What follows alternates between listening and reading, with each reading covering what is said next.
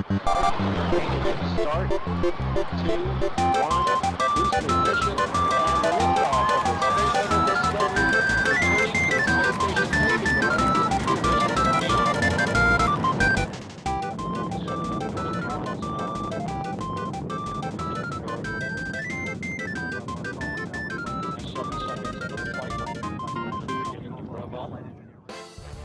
Let's start with a quick introduction. My name is Preheat. I am the Wowhead guide writer for Fire Mage and Devastation Evoker.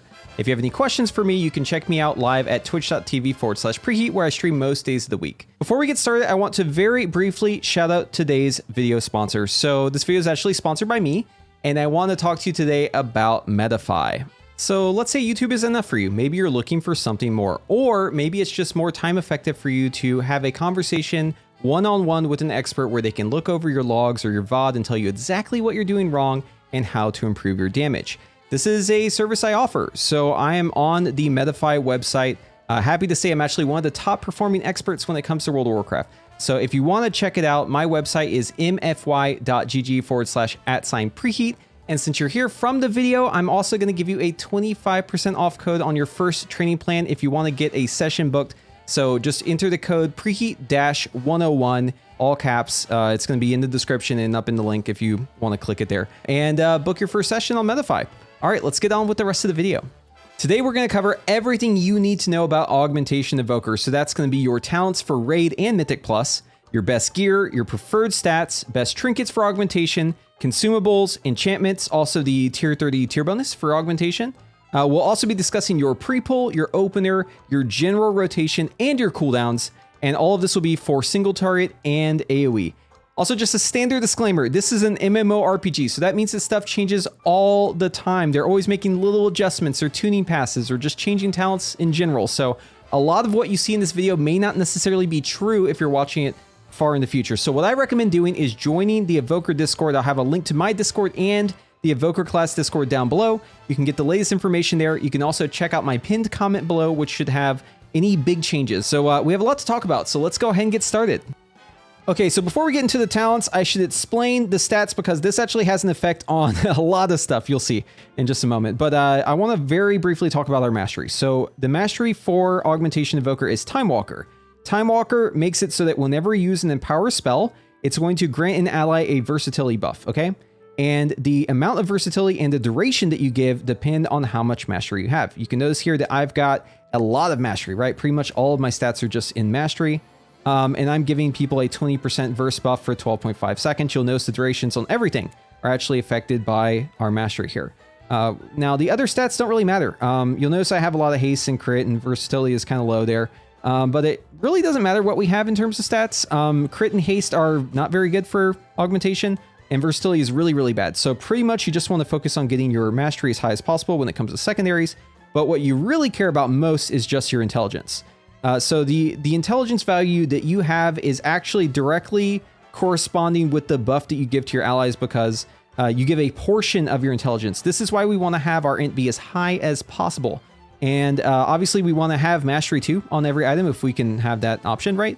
But what we care about most is just how do we get that intellect value as high as it could possibly be, okay? So to summarize, you care about intelligence a lot, you care about mastery a little bit, and then when it comes to crit, haste, versatility, it doesn't really matter, just do whatever feels good. I prefer haste personally, that's just my recommendation. But you don't really care about leech either, because leech isn't gonna really do much for you since it's a tertiary and it's based on your damage and your healing, which you're not really doing directly, right, when it comes to your damage.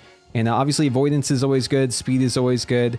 Yeah, just focus on intelligence and mastery. That's really all you care about.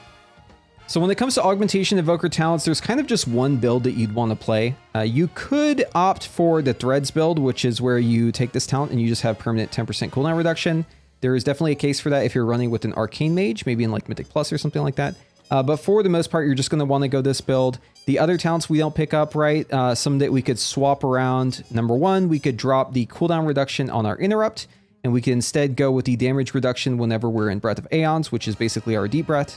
You could also, in pure single target, drop Pupil of Alexstrasza for Spatial Paradox. That's another swap that's probably useful to make. And then aside from that, on the class tree, you could definitely swap around any of the utility talents, right?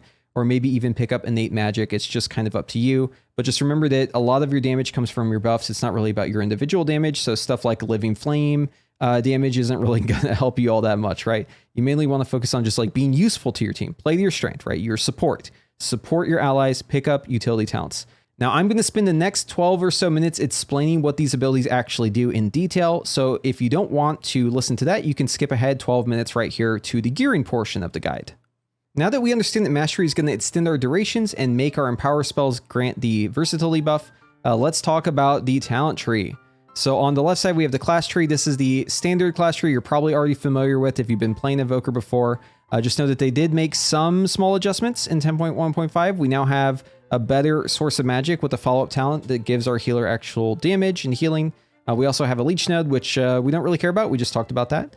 And then when it comes to the other talents, the ones that you'll probably run are just depending on whatever utility you need for that fight, right? So we would probably drop stuff like innate magic or maybe utility that we aren't using, like Time Spiral, Unravel, Zephyr, stuff like that.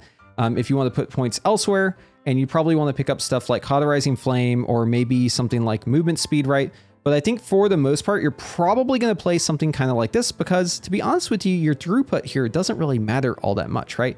The important stuff is picked here. So just if you're going to be pulling away from these, just take it out of innate magic or utility talents. And that's all I would really change. Everything else I would keep this way. And on the augmentation side, there are a lot of new talents to talk about. So number one is our Ebb and Might. This is kind of our bread and butter. And like I was saying before, you actually give a portion of your intelligence to your allies that's going to be converted into agility or strength for people who aren't int classes. And this is going to affect our 4 nearest allies, but it will also seek out people who have our prescience buff. We'll talk about that in just a little bit. But basically, this is a primary driver of our damage, right? It's this buff. And it is a cast and a 30-second cooldown, but you're able to extend this buff by using Eruption. So Eruption is our spender. It replaces Disintegrate. And the reason why we want to use this ability is not because it does a whole lot of damage. We use it because it extends our Ebb and Might, right? That's the whole reason for us using this ability. We also have our own Empower. So this is basically the Augmentation Evoker version of Eternity Surge, Upheaval, and since it is an Empower, it's going to increase the duration of our Ebb and Might, and it's also going to make it so that we give out that Mastery buff, right? That gives people Verse. So this is how it looks whenever you target the enemy. It brings out a circle. Now, depending on how big you make the circle, that's how big the radius is, but all you're changing is just the radius. Whenever we use any of our empowers, once again, we do give out a versatility buff. So using our empowers pretty much on cooldown, as long as Ebb and Might is available, is important because we want to be giving people that versatility buff as much as possible. So moving on from Upheaval, we have a couple talents to very briefly cover. So obviously we have our cooldown reduction on Quell. We have more healing. This is essentially the Devastation Evoker talent stuff, right?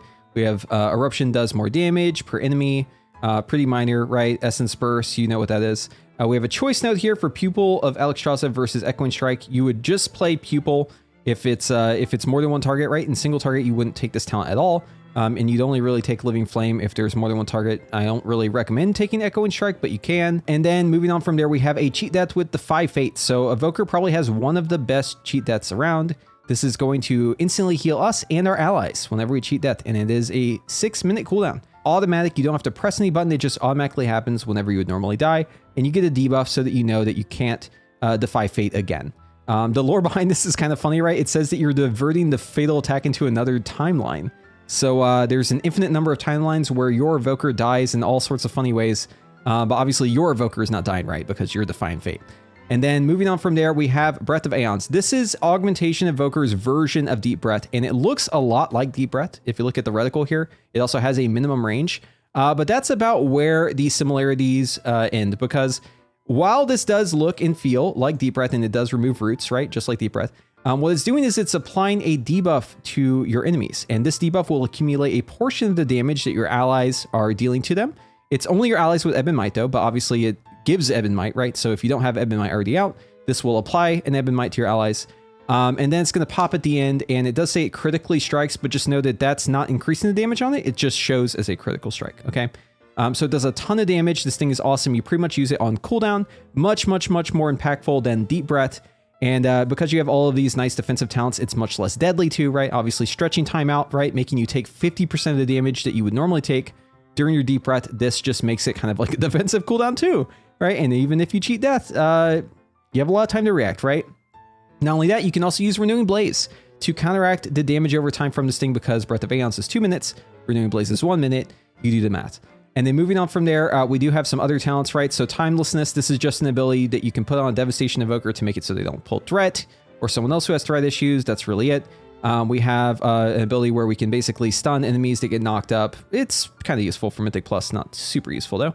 Obviously, essence cost reduction, whatever. So moving on from there, Chrono Ward takes the damage that your allies deal with their explosion from your Breath of Eons, and it turns it into Absorb Shield. Keep in mind, this is capped at 30% of your maximum health, but still a huge amount of Absorb Shield to be giving allies, especially as a damage dealer. In addition to that, we do also have Bestow Wyvern Stone. Neat idea, not really sure how useful this is going to be, so I don't really pick it. But basically use this ability, it gives you and the ally an item you can use. It's a 3-second cast time. As long as you're within 100 yards of each other, you'll be able to teleport to that person's location. 1 minute cooldown. Yeah, not super practical, but I'm sure it'll be useful for something. Moving on from there, we have Blistering Scale. So this one's actually extremely useful. So this will automatically go on the target of your target. So essentially, if you're targeting the boss, it will go on the tank that's currently holding aggro. This will give them 30% of your armor, and it will also give them a little passive damage from this thing. Whenever it explodes, it deals damage around the target. It does have an internal cooldown, and the threat from this explosion actually goes to your tank. So it shows up as their damage, it's their threat. And if that wasn't enough, whenever we use it on a target with Molten Blood, we are going to give them an Absorb Shield. And this Absorb Shield is, the duration on it actually lasts longer than the Blistering Scales because of my mastery, but just be aware you're probably going to be swapping Blistering Scales back and forth, right? Because usually one tank tanks a boss and then they taunt swap, right? So it's probably going to be a back and forth kind of deal. So I don't really recommend the alternative, which is Regenerative Chitin. This makes it so you just like don't really have to reapply it ever, but yeah, maybe in Mythic Plus this will be useful if you don't want to press a button, but then again, like an Absorbed Shield seems even better in Mythic Plus, so I'm not really sure where there's even a case where you wouldn't spec Molten Blood with this thing. This choice node right here isn't super important. They both have to do with upheaval damage. I'd say probably Unyielding Domain is going to be useful in PvP, I'd guess, because it can't be interrupted. You'd probably just go with the 50% increased damage on it, right? Seems like a no-brainer there for most content. You have Fallen Magic also. This talent just makes it so we empower faster. We also have an increased level on our empower. We have Aspect's Favor. So this one is important to note. So Augmentation Evoker actually has like a stance. You're either in black or bronze stance. And if you're in black, you give your allies 4% increased maximum health, including yourself. You also give your allies in bronze 10% increased movement speed. And then this talent below is going to make it so you automatically shift back and forth and have a multiplier on this thing. So you're actually going to want to use the macro that's down below. You'll see it on the screen right now. It will be in the description. This macro will make it so that you swap back to the appropriate stance immediately. But the fact that using your defensive that has 2 charges and is a 1.5 minute cooldown is going to give you and your allies 16% more health for 15 seconds is kind of crazy. This is essentially just Rally, but better because you have multiple charges of it. Moving on from there, we have Symbiotic Bloom and the talents that follow. These all kind of deal with a healer version of augmentation I'm not really going to be covering in this video, but I will give you a teaser. Essentially, the idea is you run 3 Augmentation Evokers. All 3 of them focus on healing outside of their cooldowns. And you don't have to run as many healers because you have all 3 of those Augmentation Evokers essentially equaling out as 1 healer. And you'd, of course, run Dream of Spring. Like I said, not going to be covering this in the video. I'd like to keep this video as short as possible if we can, but these all relate to that kind of idea. Moving on from there, we have Reactive Hide, which just makes it so Blistering Scales damage goes up as it does more damage. It's really not worth taking in the capstone area due to the current tuning on Blistering Scales, but a neat idea nonetheless. Obviously, Hoarded Power, this is just a chance to not consume our Essence Burst. We have Ignition Rush, which makes it so our cast time on Eruption is much shorter whenever we have Essence Burst. And then I'm going to skip over Prescience just for a moment. I'd like to save that for last. Moving on, we have Momentum Shift. This makes it so whenever we use our Essence Burst, we get more Intellect. Remember, Intellect is converted, right? Whenever we use Ebb and Might, we give people our Int. So we want to have our Int be as high as possible. So anything like this, we want to definitely take. And then Inferno's Blessing is just a passive damage increase you give to allies whenever you use Fire Breath. Nothing too special about this one.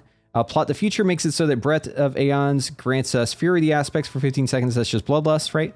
Moving on from there, we have Motes of Possibility. This makes it so we just drop these little orbs that give 10 seconds of cooldown reduction anytime we use Essence abilities. This is a chance to drop, and they drop pretty infrequently. I'd say like maybe 1 or 2 per minute.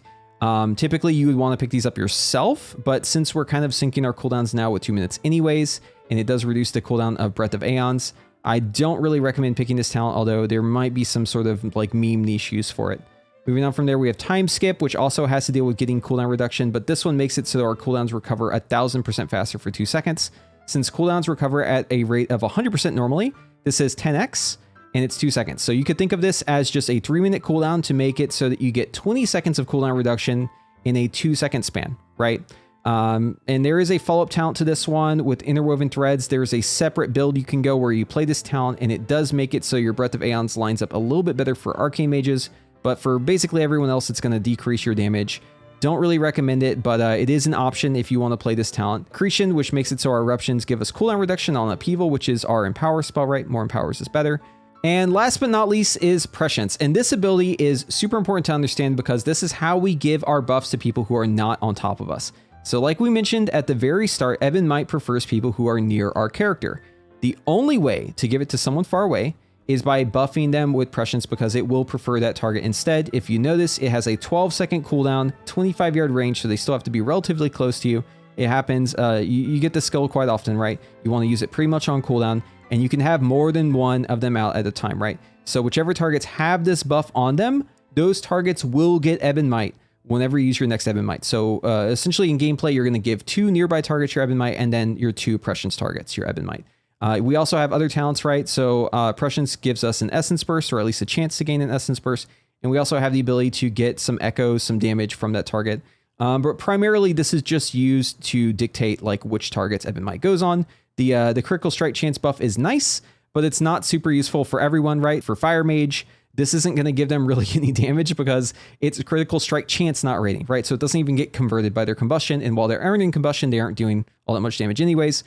So for some classes, you do want to give them Ebon Might, but you probably don't want to give them Prescience, right? You would stand on top of them while you buff the people who are far away, and that's probably how you would dictate where your buffs go. When it comes to the equipment that Augmentation Evoker wants to run, it's fairly specific because like we said, we only really care about Intelligence and Mastery. So we're going to be running our 4-piece tier 30. That's going to be helmet, shoulders, gloves, and pants.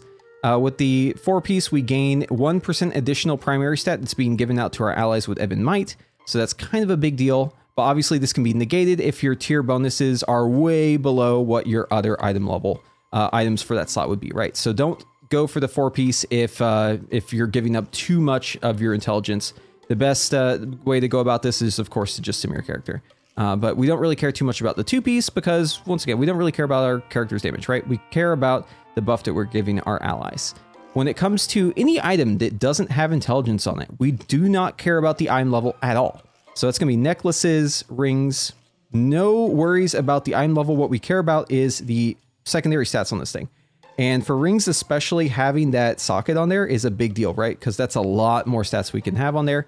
You want to put in a mastery and a haste or a mastery and crit socket into those slots there. And then you, of course, want to also have the primary with mastery, but you can only have one of those. So for necklace, I'm recommending the Choker of Stolen Thunder from Vortex Pinnacle. And if you can't get your hands on this, then instead go for the Magmarax neck. That's going to be high mastery, low verse. Easier to get a higher item level version of that since it goes up to 447 in the patch. Now, before I talk about cloaks, let's talk about embellishments very briefly. So there are basically 3 embellishments we care about as augmentation. Those are going to be Acidic Hailstone Treads, which is just flat damage. It's our best one by far. And then below that, we have the Shadow Flame, which I'm not currently equipped, but Shadow Flame just deals damage to you and also deals damage to enemy. It's a pretty big step below Acidic Hailstone Treads, though. And then the one I'm actually wearing is the Undulating Spore Cloak.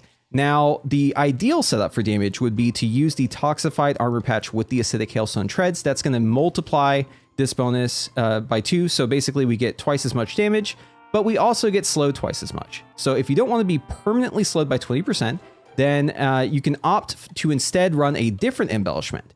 Now, like I said, the Shadow Flame one is good, right, for damage, but I think maybe leaning into the support role a little bit kind of makes sense with the Undulating Spore Cloak, because I already kind of recommend this for Mythic Plus, even as like Devastation. It's just a fantastic item, gives you like so much tankiness.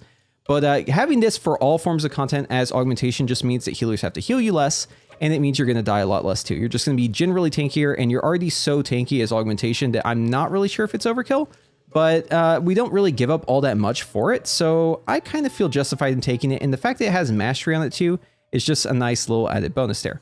If you do not want to run the Undulating Spore Cloak, there are other options you can run as well. So obviously we have the Crafted Cloak, right? This is a decent option if you don't really have anything else, right? But it is 50-50 on the stats, which is not good. You can also go for the best in slot options, which are going to be the Putrid Carapace from Neltharion's Lair. This has high mastery on it, so we like that. And then there's also the Neltharius Cloak, the Mammoth Trainer's Drape, also high mastery. This is the best in slot option. But obviously just make your own decision there. And item level does matter a lot when you pick this. Do not, I repeat, do not use the Voice of Silent Star. It is not worth it, and it has no stamina. This is just a troll item. Don't use this item. When it comes to your chest piece, I'm currently wearing the crafted chest piece, which is an okay option. But if you want the best option, obviously having this at Mythic item level would be better, right? I'm just using normal. But the Sundered Edgelord Breastplate is a fantastic chest option because it has high mastery on it. Just be aware that this can be expensive to get at Mythic item level, so maybe you want to go Heroic and upgrade it that way. Yeah, getting a chest piece from the auction house can be expensive. So if you don't want to spend that gold, maybe just go with the crafted chest piece instead. And then for bracers, you just want the complicated cuffs, plain and simple. Get an engineer to make these for you. The reason why these are so insane is because they give a flat secondary, no other amount of secondary. It's not being cut in any way. It's just a full amount of one secondary stat. And then on top of that, we also have the added benefit of a combat res. So once again, we're leaning into the support role, right? We want to be the person who is doing the combat res for our allies because that's what we're there for, is our allies. So to me, this is not really negotiable. You'd want to use these bracers and only these bracers. When it comes to your weapon, I think it's pretty obvious that you want the legendary. Obviously, this is something that a lot of people are going for, and it's not really easy to get. You only really get one chance per character per week on it. If you're doing like the highest content, you get, multiple rolls, right? Like Mythic gives you the Heroic and Normal and LFR roll, but you don't have any way to increase your amount of rolls per week, right? You're kind of hard set on the amount. So yeah, obviously getting this thing can be a little frustrating, but it is extremely worth it. Number one, it's got high mastery. Number two, it's just got such a high item level. The intellect on this thing is very high. Plus you have the buff on it, right? That you're giving other people where you're just increasing people's primary stat. And you're also increasing your own primary stat. So this is just kind of like the end-all be-all option, right? If you don't have your hands on it, just try to get a weapon that has a high item level, just as high as you can get. You really just want your intellect and mastery to be as high as possible. And you can pair it with the offhand that you craft, right? If you just put mastery on that thing. You can also just get the offhand off of Echo of Neltharion. That one is going to be the best option if you can get lucky with it, right? Since it goes up to 450, but obviously this thing does have slightly lower mastery. We don't care about that though. We just care about the intelligence. When it comes to your belt, so unequivocally, the best belt is just a crafted belt. There's no good belt option that has high mastery, period. So you're going to need to craft your own belt, and then you're going to have to add a socket to it. The socket is obviously important too. Make sure you also add the shadowed belt clasp. That's just going to give you more stamina. But yeah, just, send it with the crafted item, forget about it. You can also put your flavor packet on this if you want to. That way you keep your food buff whenever you die.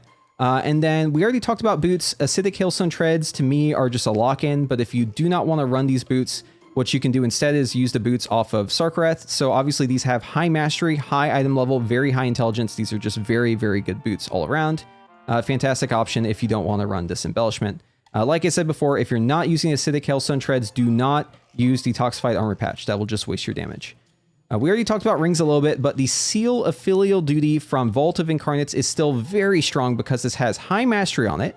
You can get a socket, and obviously the effect on it too is just so good, right? We get this Absorb Shield whenever we deal fire damage. It's a chance to proc.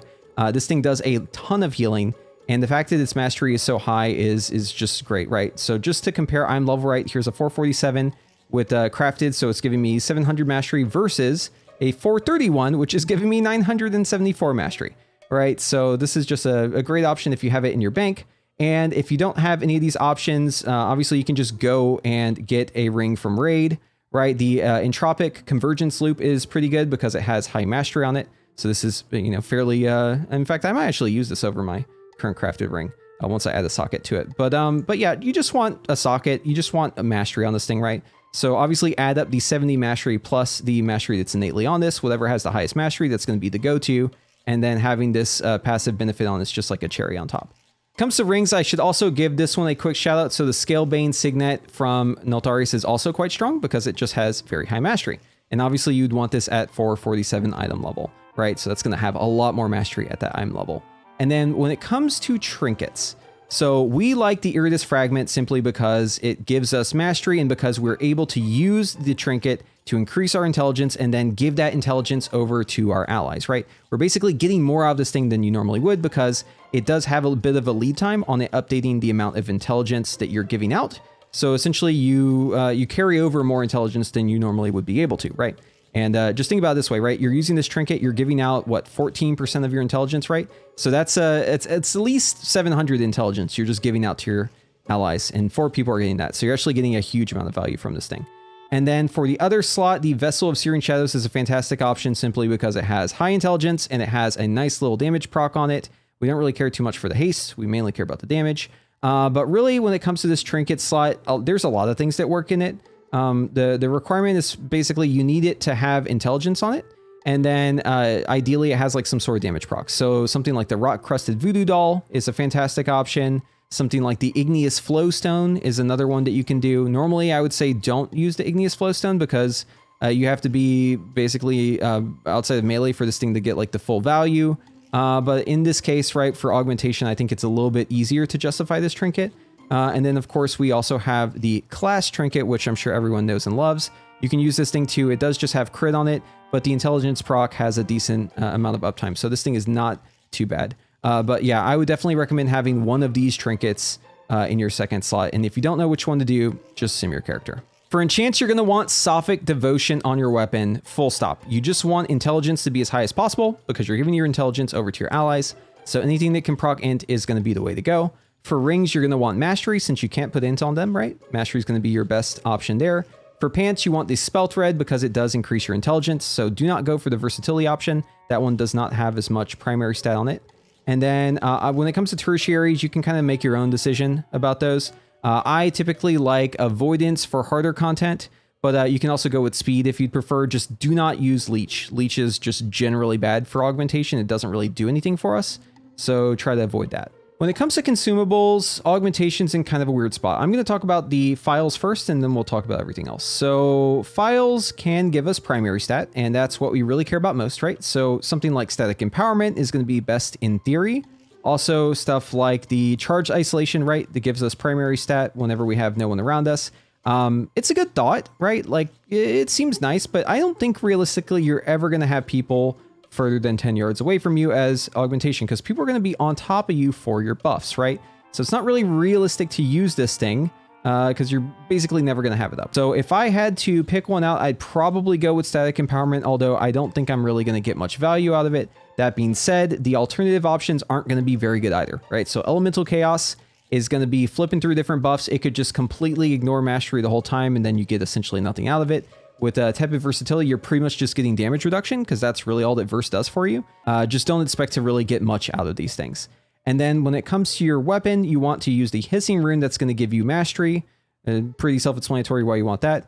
With the Elemental Potion of Ultimate Power, use this whenever Bloodlust is going or whenever everyone else is using their cooldowns, right? Because you're really just drinking this potion to give a fraction of the potion to your 4 allies. That's pretty much the only reason you're using these, right? So just stack it with their buffs. And then obviously for food, you want to get the intelligence food that's going to be either the feast or the deviously deviled eggs, right? You just want your intellect to be as high as possible. And of course, bring those refreshing healing pots around with you too. These things are just fantastic. But I recommend just getting in the habit of having these on your bar and just using them whenever you feel like you're about to die. And that way you build up that muscle memory and you're able to survive a lot more by using these potions. So your next question is, who should I be buffing as augmentation? There's really no way to know what augmentation is best at buffing. The only way we can kind of get a measure of this is by using simulations. And the method is you create a raid, you fill it up with one specialization, you throw an Augmentation Evoker in there, you sim it, and then you look at the total raid damage. And then you swap it to a different specialization, you look at that number, and you just compare those across different time frames. So this is not a perfect measure, but this is the best way we can think of to figure this out. Now, the answer also has to do with how people in your raid perform. So simple answer, whoever's doing the best, right? If you see someone who is doing very good numbers-wise, if they're performing well, that's probably a good person to buff.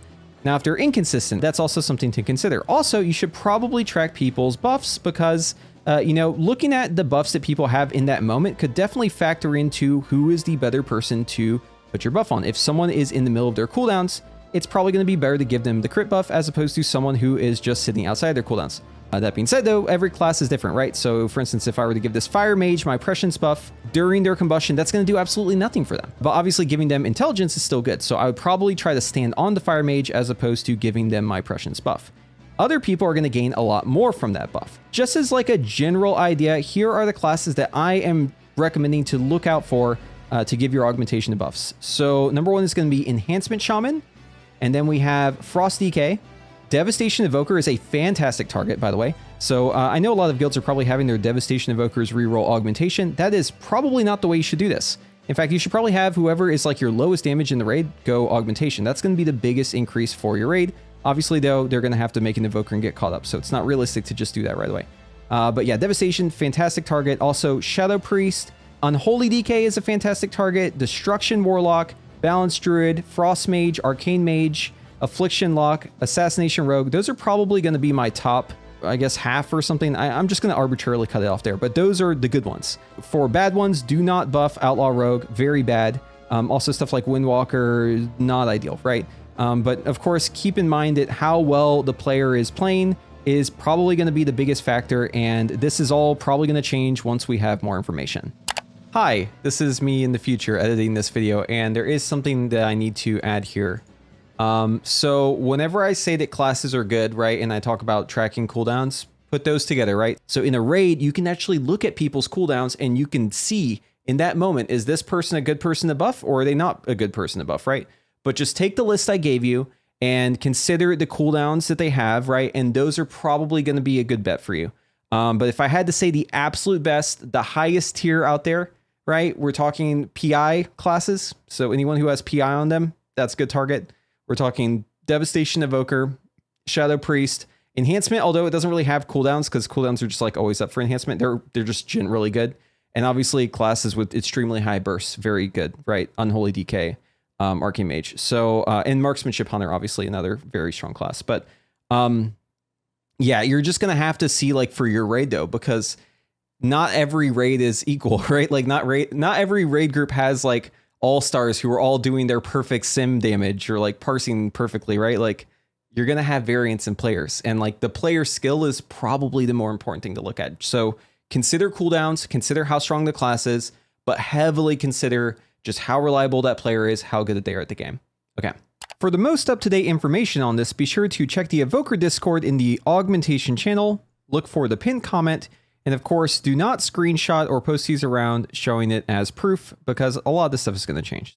All right, so the time has finally come for us to talk about how to actually play Augmentation Evoker. And the good news is that it's actually quite simple to play. A lot of the complexity comes down to actually buffing people and actively doing the support role, right? So there are things, though, that we need to do in the opener, and keep in mind that I'm filming this before the class is even released. So there are things that could change. So we may have to update the rotation in a future video, but I'm going to give myself a 17-second pull timer here, and I'm going to throw out a Prescience. The reason why I want to throw that out early is just to mark a player as this is a person I'm going to give my buff on the pull. And then as our Prescience is coming off cooldown here, you'll notice that I'm going to use it again. So that would be assigning a second person. And then I'm going to use Tip the Scales because I want to pre-tip the scales here. And then I'm going to use Ebb and Might. So I'm Ebb and Mighting as the boss is about to be pulled. It's around 3 seconds on the pull timer, right? And then I'm going to use a Living Flame. And the idea is I want this Living Flame to hit the boss as the timer reaches 0. That's the idea. Okay, so here we go. And the timer reaches 0. Living Flame is in the air. It flies. It hits the boss. And I use my Tip the Scales Fire Breath right away directly into an Upheaval right here. And then we're going to use Breath of Eons, right? So we've just used both of our empowers. Now we're just going to immediately slam our Breath of Eons. That's going to fling us forward. It's going to apply the temporal wounds to our target. And it's also going to extend our Ebb and Might. And now that we've gotten basically all of our cooldowns out of the way, we want to immediately use our potion and our trinket, just so our intellect goes to the highest levels possible. And then we're going to use our time skip. So I'm going to stand here just completely still and use my time skip. This is going to bring up all my cooldowns, right? And then immediately we want to use Prescience again, since that's a very high priority spell. We want to get that out right away. And of course, we want to just throw out eruptions whenever we don't have another button to press and use our empowers on cooldown. You notice I use that Fire Breath right away. We're also going to use this Upheaval as soon as it's up.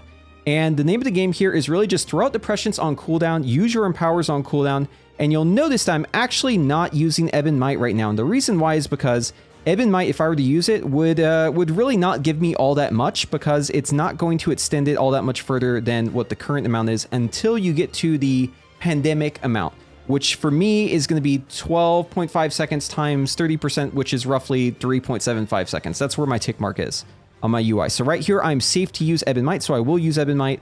And then we're just back to extending, right? We're just throwing out those eruptions whenever we want to spend. We're using our empowers on cooldown. Keep in mind that the most important things are just that you're using your prescience, right?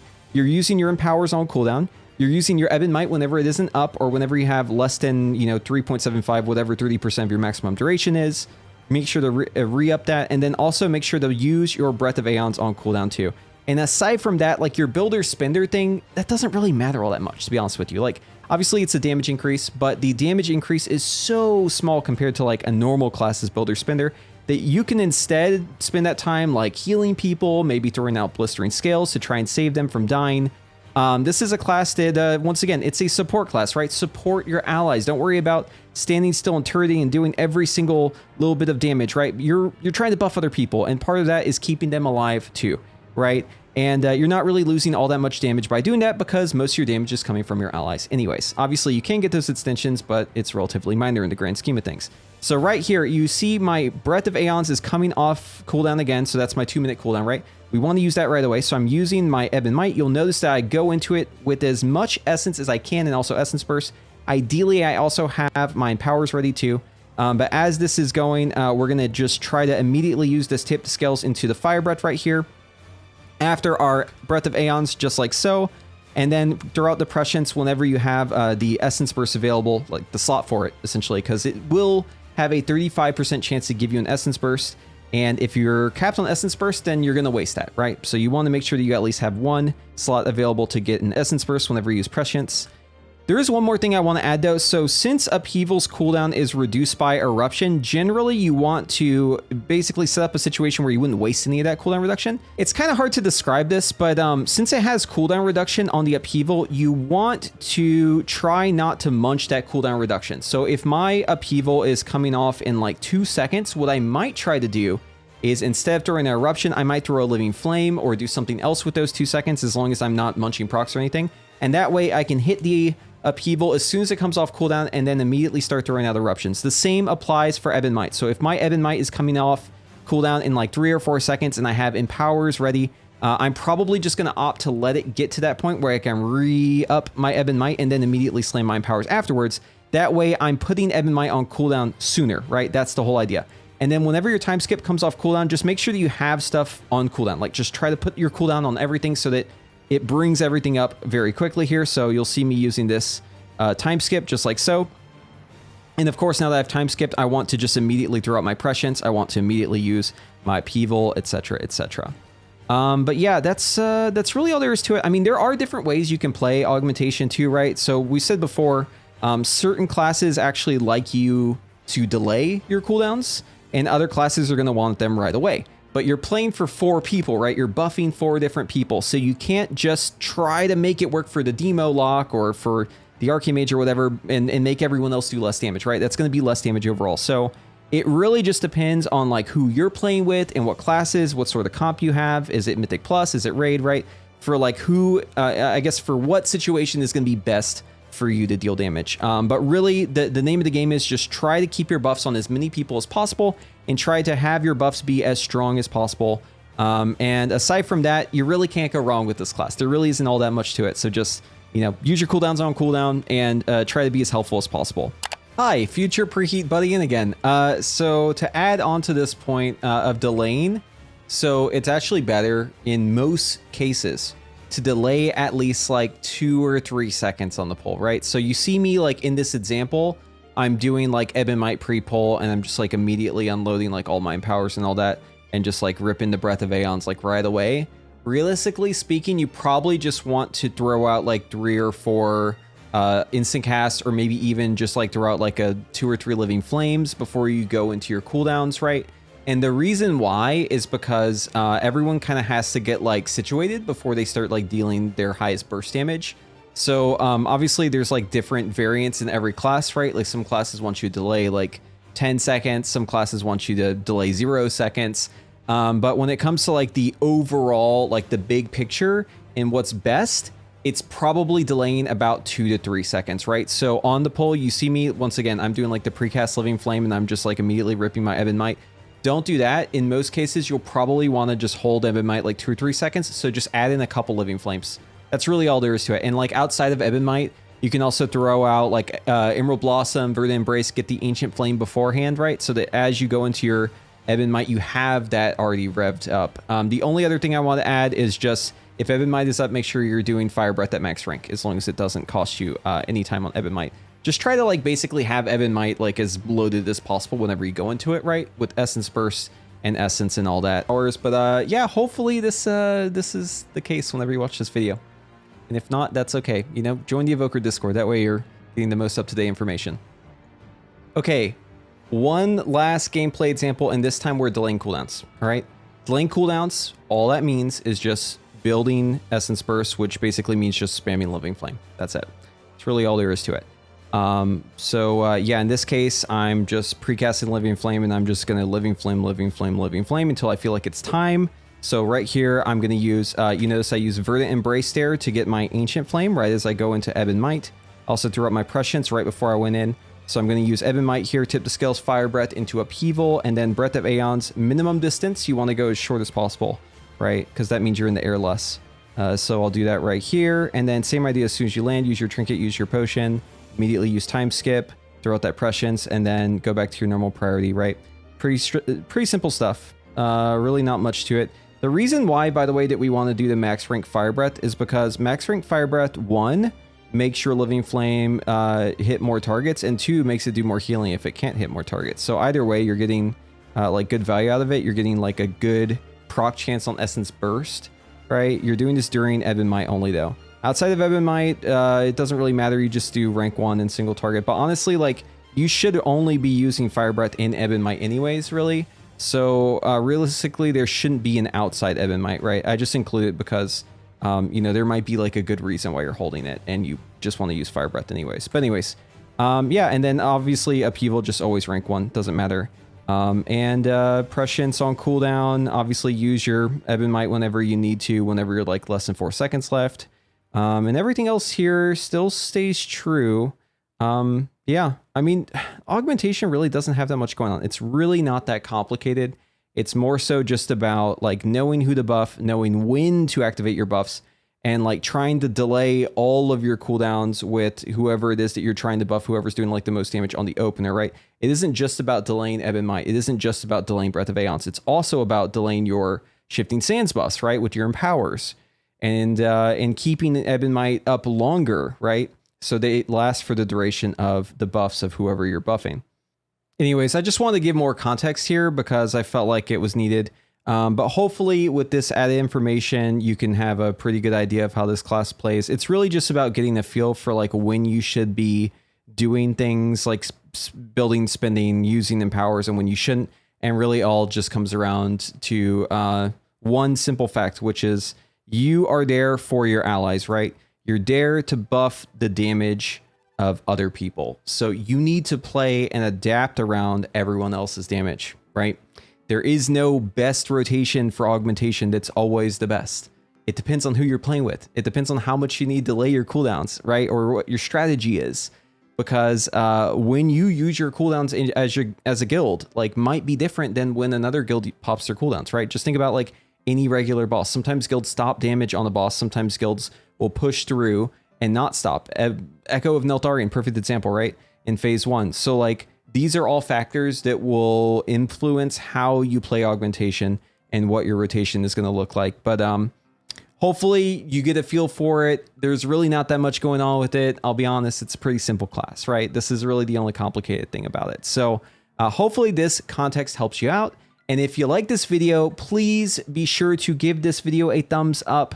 And if you want to see more of my content, also make sure to smash that subscribe button and click the notification bell so that you get notified when my next video comes out. So anyways, thank you all for watching. I'll see you in the next one. And I'm just going to let this play for the rest of the video so you can just see how this all ends. But yeah, thanks for sticking around.